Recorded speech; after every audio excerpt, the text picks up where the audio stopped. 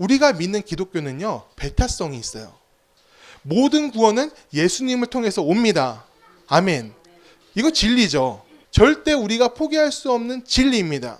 하지만 그렇다고 기독교가 세상에 대해서 배타적이진 않습니다. 세상은 사랑하고, 맞으면 아멘 하세요. 세상은 사랑하고, 약자의 눈물을 닦아주고, 희생과 내려놓음을 통해 선을 이루는 것. 이것이 우리가 추구하는 믿음의 방향이죠. 여러분, 제가 말씀드린 이것이 배타적입니까? 타인을 향해서 완전히 열려있는 마음이에요. 그런데 구원에 대해서 예수님을 통해 구원이 이루어진다. 이건 배타적이라는 거예요. 예수를 통해 구원을 이룬다는 뜻은 신앙이 다른 이들을 멸하고 그들보다 우월한 위치에 서라. 그런 뜻이 아닙니다. 우리의 믿음으로 그것을 사실임을 증명하라는 거예요. 예수를 통해서 구원이 온다며 천국 갈 수 있고 하나님 나라가 이루어진다며 그렇다면 너희가 증명하라. 이렇게 되는 거예요. 그들을 멸해가지고 십자가를 높게 세워가지고 우리가 승리했다 나타내는 것이 아니라 너의 삶으로 너의 믿음으로 이 세상을 변화시켜 나가라. 그게 오늘날 우리에게 주시는 하나님의 메시지입니다. 오늘 우리에게 주시는 주의 말씀은 마태복음 3장 1절부터 12절의 말씀입니다. 그때 세례 요한이 이르러 유다 광야에서 전파하여 말하되 회개하라 천국이 가까이 왔느니라 하였으니 그는 선지자 이사야를 통하여 말씀하신 자라. 일렀을 광야에 외치는 자의 소리가 있어 이르되 너희는 주의 길을 준비하라 그가 오실 길을 곧게 하라 하였느니라. 이 요한은 낙타털 옷을 입고 허리에 가죽띠를 띠고 음식은 메뚜기와 석청이었더라. 이때에 예루살렘과 온 유대와 요단강 사방에서 다 그에게 나와 자기들의 죄를 자복하고 요단강에서 그에게 세례를 받더니 요한이 많은 바리새인들과 사두개인들이 세례 베푸는 대로 오는 것을 보고 이르되 독사의 자식들아 누가 너희를 가르쳐 임박한 진노를 피하라 하더냐. 그러므로 회개에 합당한 열매를 맺고 속으로 아브라함이 우리 조상이라 생각하지 말라. 내가 너희에게 이르노니 하나님이 능히 이 들들로도 아브라함의 자손이 되게 하시리라. 이미 도끼가 나무 뿌리에 놓였으니 좋은 열매를 맺지 아니하는 나무마다 찍혀 불에 던져지리라. 나는 너희로 회개하게 하기 위하여 물로 세례를 베풀거니와 내 뒤에 오시는 이는 나보다 능력이 많으시니 나는 그의 신을 들기도 감당하지 못하겠노라. 그는 성령과 불로 너희에게 세례를 베푸실 것이요 손에 키를 들고 자기의 타작마당을 정하게 하사 알곡은 모아 곡간에 들이고 쭉정이는 꺼지지 않는 불에 태우시리라. 아멘. 우리가 이 아이들에게 신앙교육을 하는 이유는 딱 하나의 이유 때문입니다. 우리의 믿음이 끊기지 않고 이 아이들한테 전수됐으면 좋겠어요. 신앙의 전수를 위해서 신앙교육을 하고 있습니다. 전 우리의 아이들이 예수님을 닮았으면 좋겠습니다. 그것이 우리가 갖춰야 되는 인성이고요. 또 우리 삶의 목표이기도 합니다. 우리 신앙의 목표가 뭐예요? 성화잖아요. 예수님처럼 되는 거예요. 어렵지만 예수님처럼 따라가겠다고 고백하면서 그 경건을 통해서 성화를 이루는 건 그게 우리 신앙의 목표입니다. 마찬가지예요. 우리 아이들도 그 성화의 길을 따라서 예수님을 닮는 길을 따라서 나아갈 수 있기를 원합니다. 이 예수님을 닮지 않았다면 사실 모든 것을 다 갖추고 있어도 아무것도 이루지 못한 것과 같습니다. 요즘 젊은 사람들이 교회 선택할 때 애들이 많이 모이는 걸 본대요. 요즘 교회 애들이 많이 없으니까 웬만하면 많이 모이는 데 가고 싶다 얘기를 합니다. 그리고 시설도 있는 거 좀 좋은 시설 갖춘 데 가서 우리 아이가 신앙교육 잘 받았으면 좋겠다. 이 마음 갖춘 건 나쁜 게 아니에요. 좋은 마음입니다. 하지만 이것들을 다 갖추고 있다고 해서요. 그 안에서 예수님을 닮은 사람이 없다면 그 다른 것들은 있으나 마나한 것과 같습니다. 요즘 우리가 교회 학교에서 아이들에게 요셉의 삶을 전하고 있어요. 어려움이 있더라도 예수님을 바라봐야 하고 또 고난이 크더라도 인내하면서 끝까지 목표까지 나아가야 된다. 하나님을 바라보자. 그런 얘기를 하고 있어요. 포기하지 않고 믿음을 지키면 열매를 거둘 거야. 이렇게 얘기를 해주고 있습니다. 그런데요. 아이들이요. 제가 이렇게 얘기를 했을 때 그것을 잘 이해할까요? 신앙교육은 지식만을 전달하는 것으로 되지 않습니다. 알려줘도요. 그게 삶에서 나타나느냐 안 나타나느냐 그걸 확신할 수가 없어요. 아이들의 삶에서 그것을 겪어야 됩니다. 믿음의 경험을 쌓아야 신앙교육이 완성되는 거예요. 우리가 이루어야 될 믿음의 승리는 만사형통하는 승리가 아닙니다. 기도했더니 다 되었어. 나는 내가 원한 것을 다 이뤘어. 하나님께 감사하다. 물론 이렇게 기도할 수 있어요. 또 감사할 수 있습니다. 이 좋은 일이 맞고 감사한 것도 맞는데 그게 꼭 하나님의 승리는 아닐 수도 있어요. 믿음의 승리는 아닐 수도 있어요. 믿음으로 이루는 승리에는 꼭 빠지지 않아야 되는 것이 있어요. 이것이 없으면 아무리 큰 일을 이뤘어도 하나님의 일이 아닙니다. 뭐냐? 회개입니다. 회개가 모든 사람의 삶에, 믿음의 사람들의 삶에 전제가 되어 있어야 돼요. 우리에게 하나님이 필요하고 우리의 불완전함을 고백하는 것, 그것이 회개입니다. 회개가 없으면 그것은 승리가 아닙니다. 유혹과 시험일 확률이 더 커요.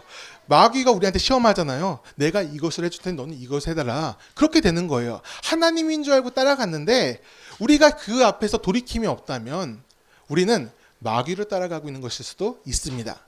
오늘 본문에서 예수님이 오실 길을 준비하는 사람이 나옵니다. 세례 요한입니다. 세례 요한은 회개하라, 천국이 가까이 왔다, 이렇게 선포합니다. 회개하는 사람만이 예수님을 만나고 알아보고 따를 수 있기 때문에 그러는 것이죠. 회개가 없으면 예수님을 만날 수 없습니다. 알아볼 수도 없습니다. 따라갈 수도 당연히 없어요. 세례 요한 앞으로 바리새인들과 사두개인들이 나옵니다. 그들은 왜 나왔을까요? 요한한테 세례받으러 왔을까? 우리가 알고 있는 바리새인과 사두개인들은 절대 그러지 않습니다. 그들은요, 예수님을 식사자리에 초대해 놓고도요, 예수님한테 발 씻을 물도 주지 않은 사람들입니다. 우리가 너를 하찮게 본다는 뜻이에요. 손님을 초대했으면 발을 씻게 물을 줘야 되는 게 문화거든요. 그런데 일부러 초대해 놓고 대우를 해주지 않는 거예요. 우리가 너보다 더 나은 사람들이야. 이들은요, 세례 요한 앞에 왔을 때 그것을 확인하고 싶었어요. 저 사람이 요즘 유명하다며 어떤 사람인지 알아보러 온 겁니다. 우리 밑에 둬도 될 만한 사람인지 아니면 우리가 제거해야 될 사람인지 그것을 알아보러 그 자리에 왔습니다. 그런데 세례 요한한테 첫 만남인데 좀 좋은 소리 해도 될 텐데 첫 만남부터 아주 독한 소리 들어요. 이 독사의 자식들아, 이렇게 얘기를 합니다. 여러분, 이 독사의 자식이라는 말 어떻게 들리십니까? 이 말은요, 종교적인 수사가 아닙니다. 그냥 뭐 종교적인 의미에서 독사는 나쁜 뜻이고 이런 뜻이 아니에요. 이런 뜻이 아니라 뭐냐? 이 번역에서는 이 어감이 들어가지 않잖아요. 그런데 이 독사의 자식들이란 이 말은요, 욕설이에요. 여러분, 머릿속으로 한번 생각해 보세요. 내가 할 수 있는 최고의 욕설이 무엇인가? 하지 마시고 입 밖으로 내지 마시고 생각해. 그거예요. 여러분 머릿속에 있는 그 욕설을 지금 세례 요한이 바리새인과 사두개인들한테 퍼붓고 있는 겁니다. 요한은요, 왜 이들을 독사의 자식이라고 했을까요? 우리 8절 한번 읽어볼까요? 그러므로 회개에 합당한 열매를 맺고, 다시 한번 읽을게요. 그러므로 회개에 합당한 열매를 맺고. 중요하기 때문에 두 번 읽었어요. 회개한 합당한 열매를 맺고. 바리새인들과 사두개인들이 욕을 먹은 이유는 그들이 회개에 합당한 열매가 없기 때문에 그래요. 믿음대로 잘 살아야 되겠죠. 믿음을 지키면서 하나님을 잘 따라야 돼요. 근데 못 따를 수도 있잖아요. 실수할 수도 있고 넘어질 수도 있잖아요. 고난 가운데 실족할 수도 있잖아요. 그러면 어떻게 해야 되나요? 다른 사람한테 가서 욕을 먹어야 되나요? 이 하나님도 제대로 못 따라간 자식들아 그러면서 욕을 먹어야 될까요? 아니잖아요. 그럼 더 상처받겠지. 욕 먹는 것보다는 좋은 말로 위로를 받았으면 좋겠습니다. 다시 일어나, 갈 수 있어, 이렇게 얘기해주면 더 좋겠습니다. 어느 육아교육 프로그램을 보니까 아이가 잘할 때도 있고 못할 때도 있잖아요.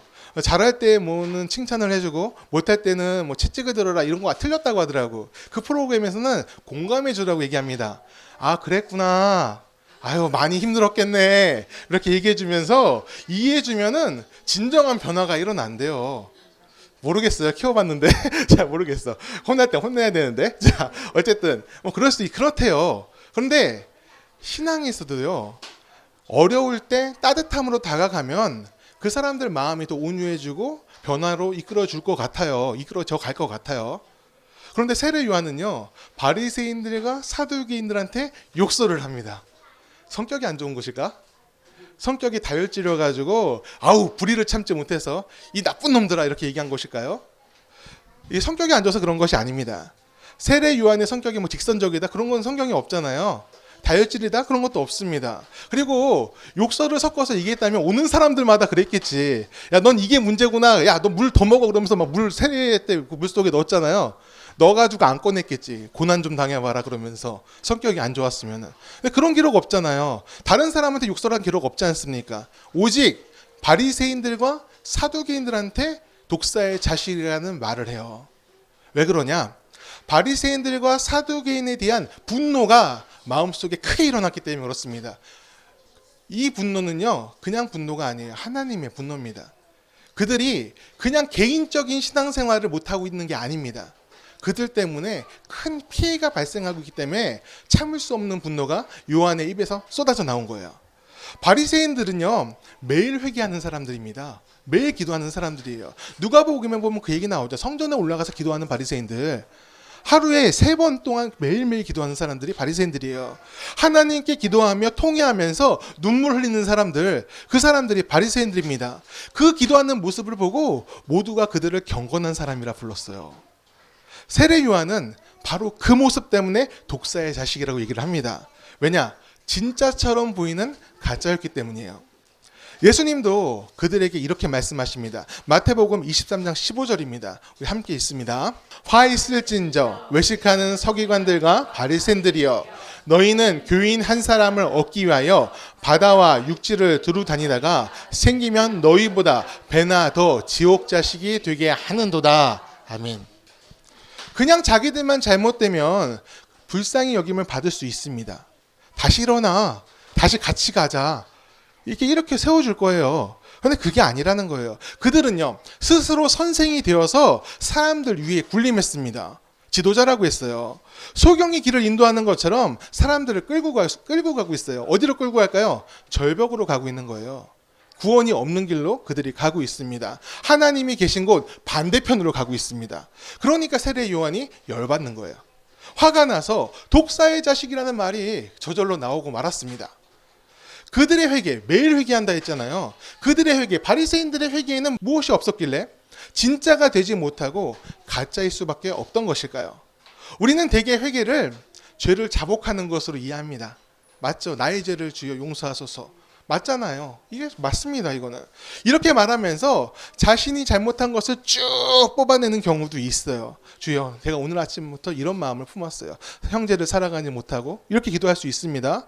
이렇게 용서를 구하는 것, 자신의 죄를 자복하면서 용서를 구하는 것을 회개라고 말합니다. 맞아요. 이게 회개입니다. 하지만 회개의 전부는 아닙니다. 회개의 한 부분이에요.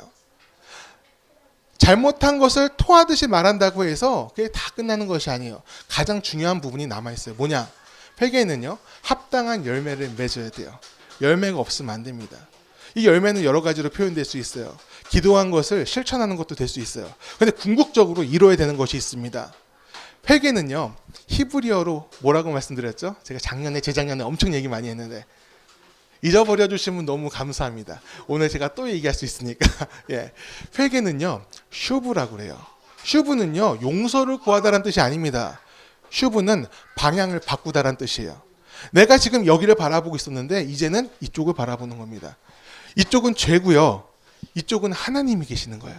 하나님을 향해서 방향을 바꾸는 것, 그게 바로 슈브입니다. 회개예요. 하나님께로 향한다는 것은 하나님의 뜻을 따라 산다는 겁니다. 내가 반복되는 죄악 속에서 고통스러워하는 것이 아니라 이제는 주여, 내가 넘어지더라도 주님을 향해 나아가겠습니다.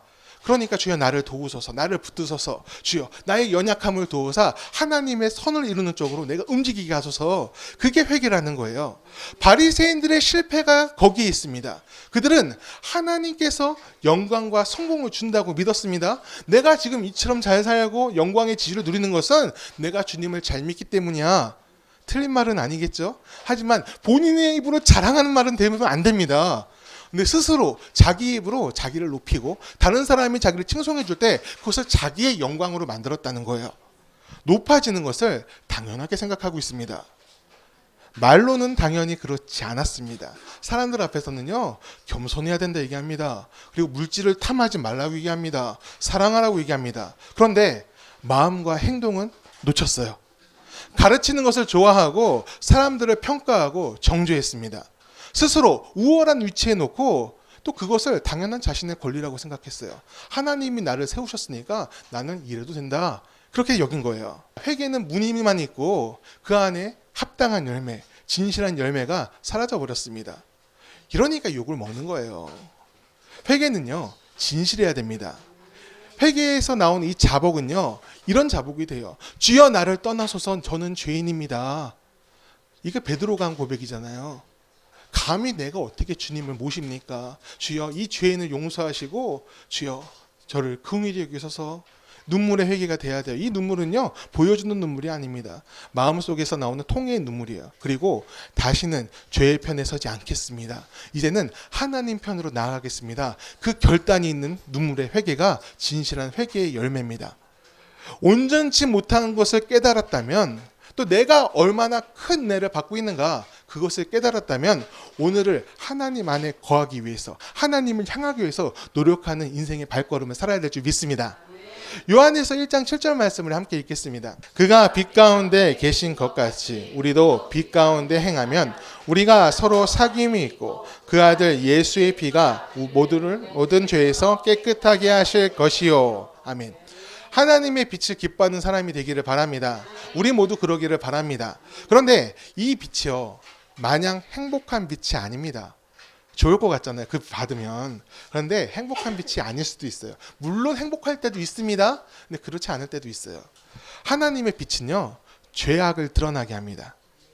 우리의 어리석음과 잘못을 깨닫게 합니다. 그것은 우리의 부끄러움이 되고 치욕이 될 수도 있어요.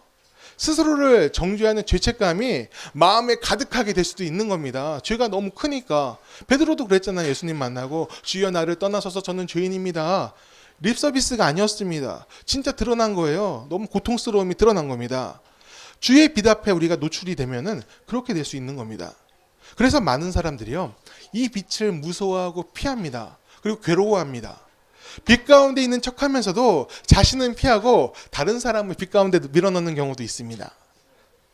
정의로운 척, 인도자가 된 척하면서 하나님이 된 척하면서 다른 사람을 지배하는데 이 빛을 이용하기도 해요. 자신은 그 빛에 들어가지 않고 다른 사람들만 밀어넣어서 그 죄책감을 조종하는 사람들. 우리는 그런 사람들을 가끔 보잖아요. 뉴스에 나오잖아요.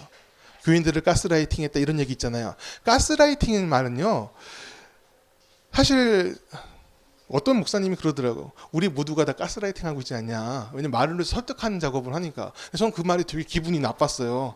어떻게 그런 사람들을 우리를 같은 단어로 묶어버리냐. 그래서 저는 정의를 따로 내렸어. 어떤 날을 따로 내냐면 가스라이팅은요, 그 사람이 어떤 삶을 살고 있는가 진실성이 전 가려진다 생각해요. 나를 희생해서 교인들을 섬기는 목사라면은 그는 진실한 사람일 거예요. 하지만 교인들을 희생시켜서 자신의 영광을 취하는 사람이라면 그건 가스라이팅이 되는 거예요. 전 그렇게 정의를 내렸어요. 이 회개는요, 타인을 향한 것이 되면 안 됩니다. 스스로를 향해 비추는 하나님의 빛, 그것을 피하는 사람이 되어서는 안 됩니다. 아프더라도 그 빛을 막고 깨닫고 거듭나야 됩니다. 그리고 그 빛 안에 거하면 이 죄책감이 아니라 다른 새로운 것, 하나님의 사랑을 알게 하는 데까지 나아가야 돼요. 그 빛을, 하나님의 빛을 내가 맞지 않고는, 그 은혜의 빛을 맞지 않고는 깨달을 수 없는 진리입니다. 그 빛은 나를 멸망시키려는 것이 아니라, 정죄해서 나를 무너뜨리려고 하는 것이 아니라 나를 살리시고 세우시고 아름답게 하시려는 하나님의 은혜입니다. 우리가 피할 이유가 없는 거예요. 하나님이 나를 사랑하신다. 이 단순하지만 강력하고 이 따뜻한 마음이 하나님의 빛을 맞이하는 사람들에게 주어집니다. 우리가 지금 그 사랑의 빛 안에 살고 있습니다. 빛 안에 살 때 우리는 하나님과의 사귐을 얻을 수 있습니다. 이 사귐이 뭡니까? 친밀함이에요. 그리고 하나님을 사랑하는 겁니다. 주님만 우리를 사랑하는 게 아니라 우리도 하나님을 사랑하게 됩니다. 사랑은요, 기계적이지 않습니다. 사랑하게 되면 갈망하게 되고 애틋하게 되고 또 모든 것을 걸게 돼요. 다가가게 된다는 거예요. 우리가 하나님을 이렇게 사랑할 수 있다면은 하나님 멀어지지 않습니다. 하나님께 우리가 한 걸음 한 걸음 가게 될 거예요. 주님은 우리한테 멀어지지 않으세요. 그분은 항상 다가오시죠. 우리가 뒤로 물러나지만 않으면 그분하고 우리는 동행할 수가 있는 겁니다. 예수님을 통해서 그 사랑이 우리에게 이미 쏟아져 들어왔습니다. 우리가 올 때까지 그분이 기다리신 것이 아니라 주님이 먼저 우리에게 다가오셨습니다. 그 사랑에 감동해서 우리는 오늘 이곳에서 하나님을 예배하고 있습니다. 회개에 합당한 열매는 하나님 안에 거하는 것입니다. 나보다 크신 그 주님 안에 들어가서 주님의 뜻과 은혜의 인도함을 따라서 오늘의 삶을 사는 거예요. 하나님 안에 사는 사람들은 교만하지 않습니다.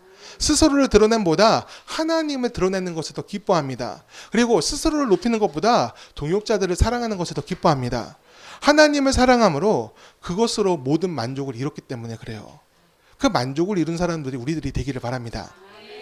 여러분, 하나님을 사랑하십니까? 그 사랑의 만족이 우리 모두에게 충만하기를 간절히 축원합니다. 하지만요, 이 잘못된 사랑으로 세상을 사는 사람들이 존재하고 있어요. 옛날에도 있었고 지금도 있고 앞으로도 있을 겁니다. 너무나 사랑하는데 상대에게 희생만을 강요하고 거기서 만족을 얻는 사람이 있어요. 스스로 원하는 대로 상대가 해줄 때 나는 행복해라고, 내가 이 행복을 느끼도록 넌 이 일을 해줬으면 좋겠어, 이렇게 말하는 사람들이 있습니다. 여러분, 이 사랑을 어떤 사랑이라 부르죠? 사실 사랑이 아니죠.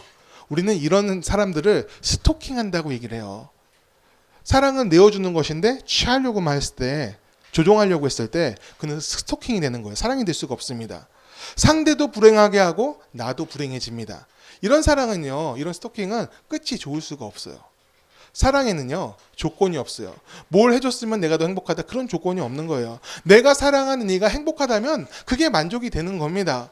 그것을 지키기 위해서 스스로 아끼지 않는 것이 진짜 사랑이고 온전한 사랑입니다. 사람과의 사랑도 그래요. 그리고 하나님과의 사랑도 그렇습니다. 하지만 오늘날 스토킹 하듯이 하나님을 사랑하는 사람들, 그런 사람들이 꽤 많은 것 같습니다.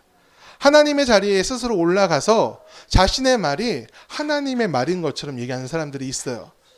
그 말을 따르는 사람들을 통해서 스스로가 이익을 취하는 사람이 있습니다. 명예를 갖고 물질을 갖고 권위를 가지려고 하는 사람들, 그런 사람들이 존재를 합니다. 우리 12절 말씀 같이 읽겠습니다. 12절 함께 있습니다. 손에 키를 들고 자기의 타작 마름을 정하게 하여 알곡을 모아 곡간에 들이고 쭉정이는 꺼지지 않는 불에 태우시리라. 아멘. 사람은요, 대개 스스로에게 관대합니다. 자신의 뜻대로 되면 행복할 거라 생각을 하고 자신에게 힘이 모이면 뜻을 이룰 수 있을 거라 생각을 합니다. 하지만 사람은요, 그렇게 현명하진 않습니다. 그 생각이 항상 옳지 않아요. 쉽게 교만해지고 완악해져서 자신을 위해서 타인을 핍박하는 경우가 많습니다. 온전한 사람이 없다는 거죠. 전부 죄를 향해서 서 있는 불완전한 존재가 바로 우리 모두 인간입니다. 이건 우리가 인정하고 가야 돼요. 그런 의미에서 우리가 방금 읽은 이 12절의 말씀, 우리는 기억할 필요가 있어요. 하나님 나라는 그저 우리에게 좋은 것은 아닙니다. 천국이라고 말하고 아름답다고 얘기를 하잖아요. 주님이 임재하는 것이 어떤 이들한테는 그렇게 될 수 있습니다. 아름다운 곳이 될 수 있어요. 하지만 하나님이 임재하시는 것이 어떤 이들한테는 공포가 될 수도 있습니다.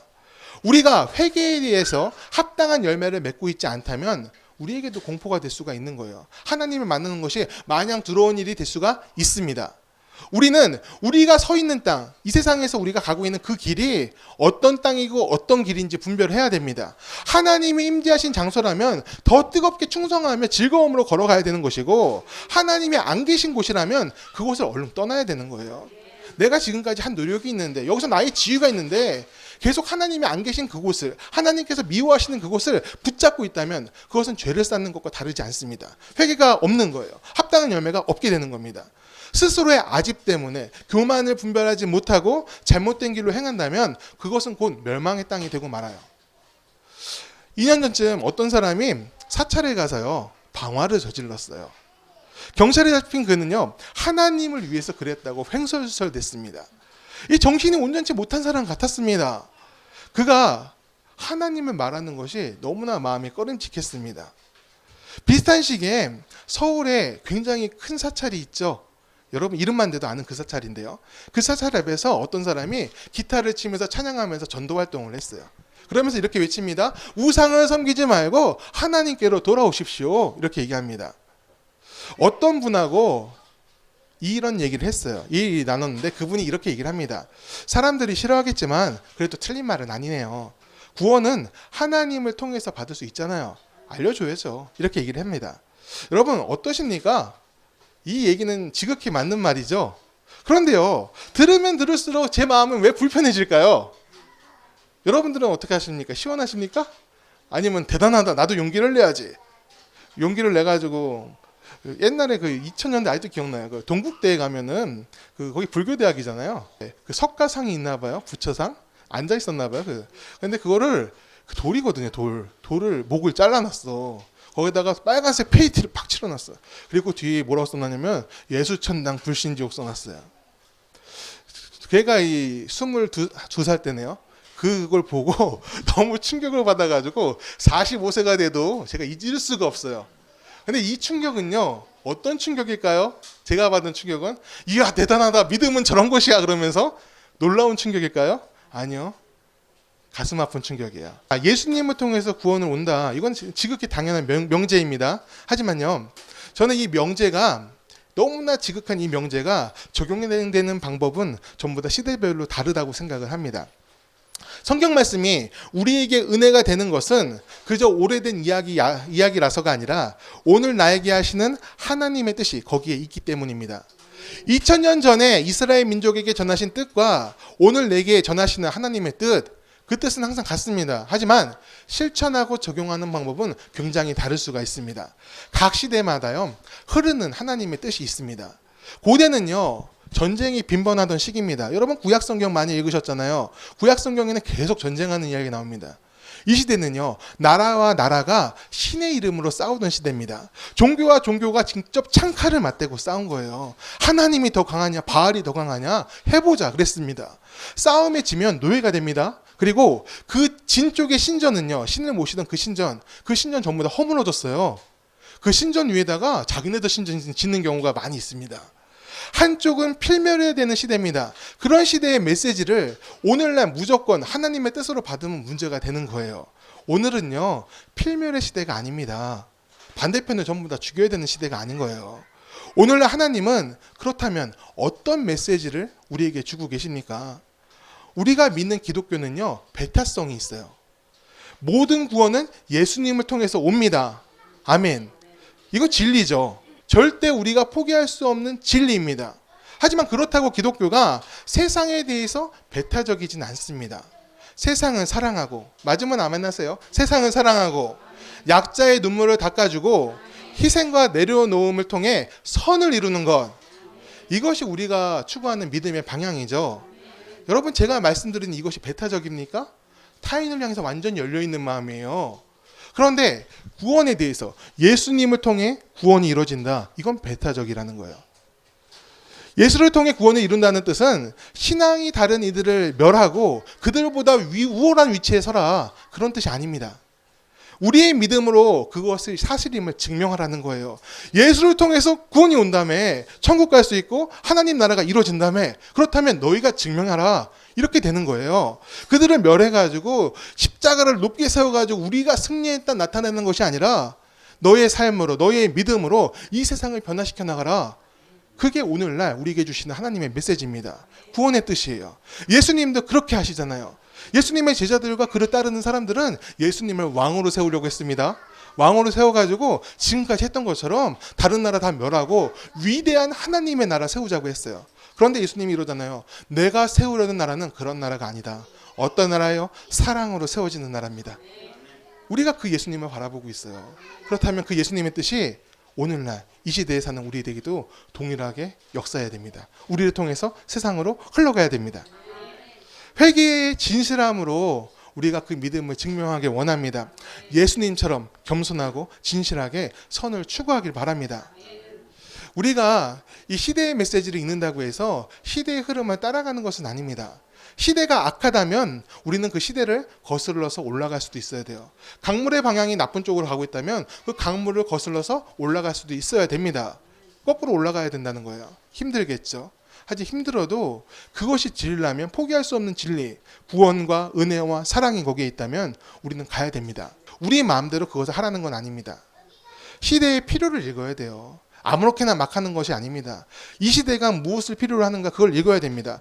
구한말에, 조선조 말이죠. 이 구한말에 우리나라에 들어온 선교사들은 두 가지를 실행을 해요.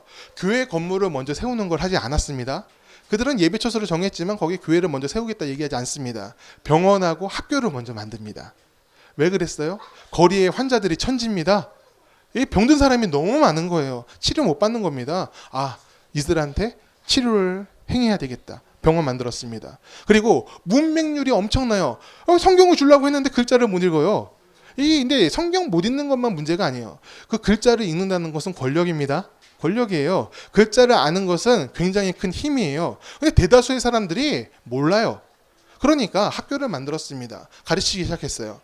선교사들은 아픈 자를 치유하고 학문을 가르쳐서 좀 더 좋은 삶을 누리도록 하는 것, 그것이 그 시대 조선조에 들어온, 구한말에 들어온 자신들을 그곳으로 부른 하나님의 뜻이라 생각을 했습니다.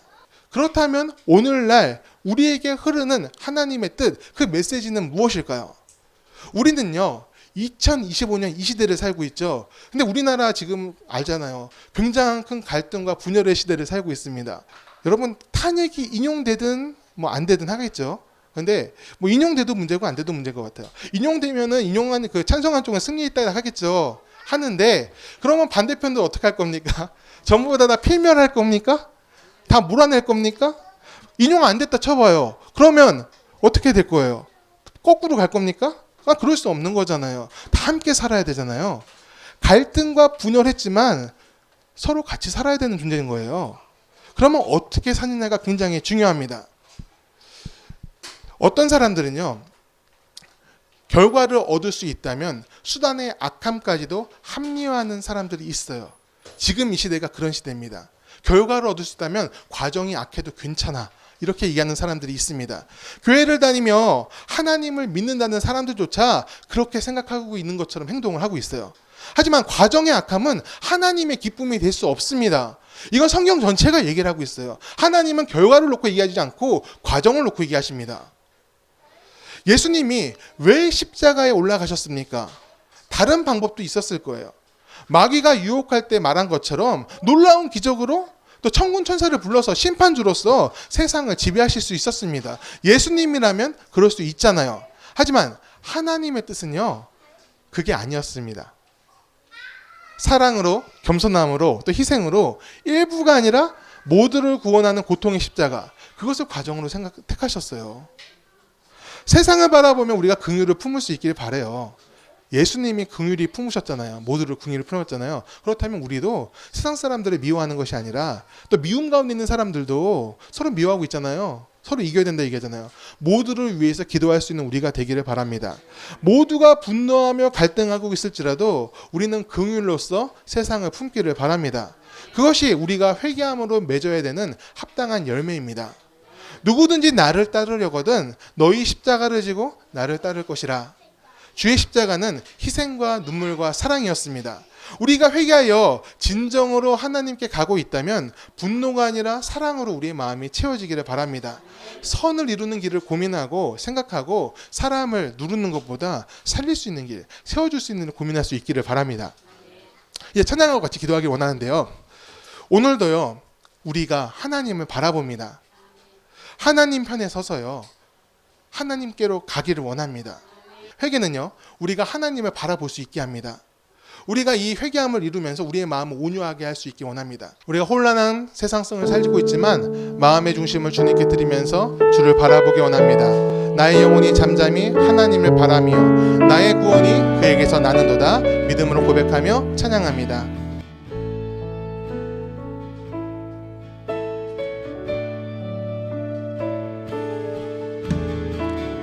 나의 영혼이 잠잠히 하나님만 바라며 나의 구원이 그에게서 나는도다. 나의 영혼아 잠잠히 하나님만 바라라. 나의 영혼아 잠잠히 하나님만 바라라. 하나님만 바라라. 나의 소망이 저에게서 나는도다.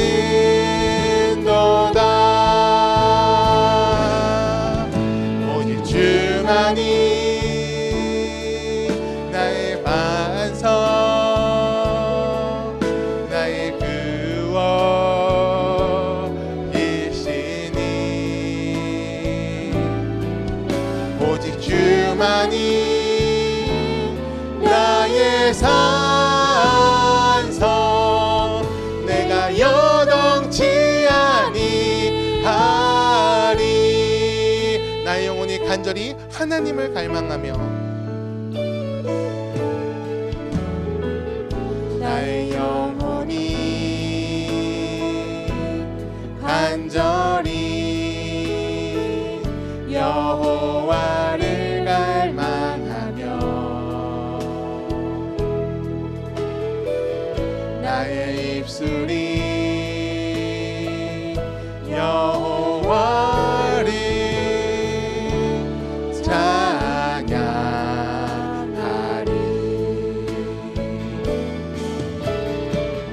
나의 영혼이 즐거이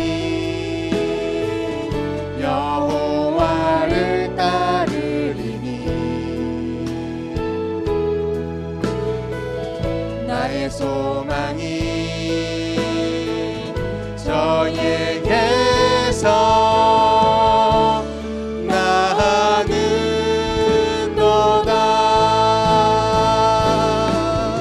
오직 주만이 나의 반석, 나의 구원이시니.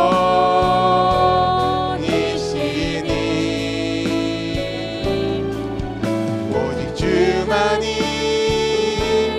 나의 산성, 내가 여동치 아니하리. 나의 구원, 나의 영광, 나의 구원, 나의 영광,